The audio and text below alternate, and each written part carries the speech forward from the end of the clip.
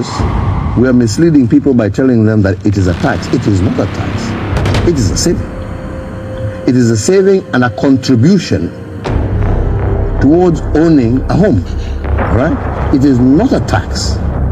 And people, unfortunately, are called, it is not a tax. It is a saving, a contribution, right? That ultimately, even if you don't get a house, right, that money goes back to the individual. Right. And that is why I talked about initially building and developing a culture of saving in society, right? Okay? So when we now are out there saying that we're taxing, it's like you're taking money away from people. That's not what we're doing, right? Okay. What we're doing is saying you're contributing, and ultimately your contribution is helping you become a hope. That is what we're doing. Right. So what do you choice? Yeah. Sorry? It should be by you choice. You see, this is where we're saying, if you say by choice, right? We have had all these independent, and that's what I'm saying, you know, let's not go too far. All right? Let's not go too far. Right? I've just told you here, right? Gentlemen, we are living in a scenario where, as a country since independence, we have less than 500,000 mortgage holders. Less. I think it's actually probably closer to 200,000. Right? And you can do this homework for yourself. Right? We have people, right? When you go and try and borrow for a house, you're given a loan for 5 years. My friend, 5 years. How do you repay, yeah, a loan for a house in 5 years? And this is what encourages corrupt practices. And that's why we're saying we have to build a system, right?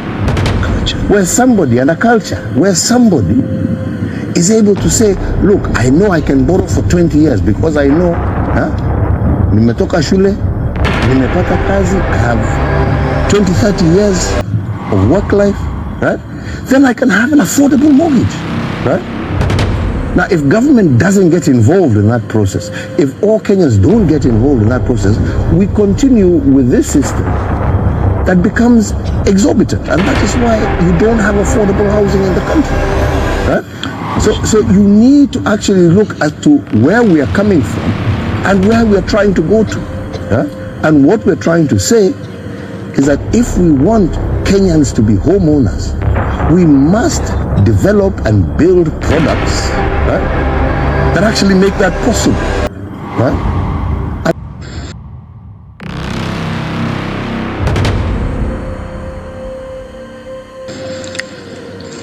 If you are paying a mortgage,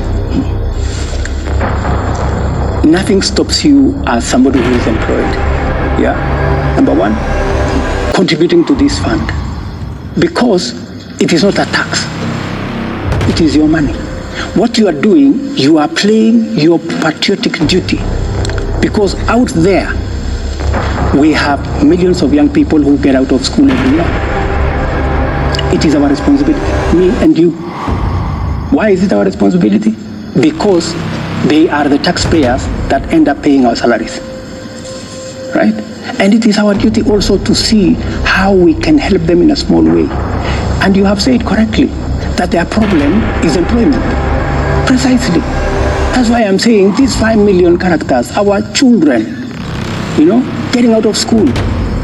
Don't you think it is a decent thing?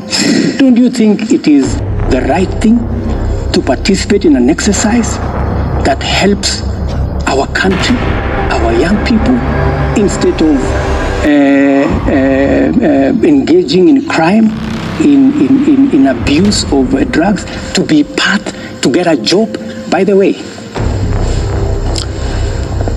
in the last 8 months, 7, 8 months, I have learned the construction of 36,000 housing units in Kenya. Yeah. I went to Homa Bay. Last Friday, I was in South B here at the Bellevue, where they are building, I think, 2,000 something houses. I will be going to Makongeni, hopefully in the next maybe 3-4 weeks or 1 month, to launch another 30,000 houses. The 36,000 units, there are close to 100,000 a day working in those sites. Engineers, quality surveyors, plumbers, electricians, carpenters, masons, all manner of people, including the women who sell food. Okay. It is a whole ecosystem. I was very amazed in South B. A group of women were saying, sisi tunaitwa plotel, sisi ndio tutakuwa tunauza chakula hapa.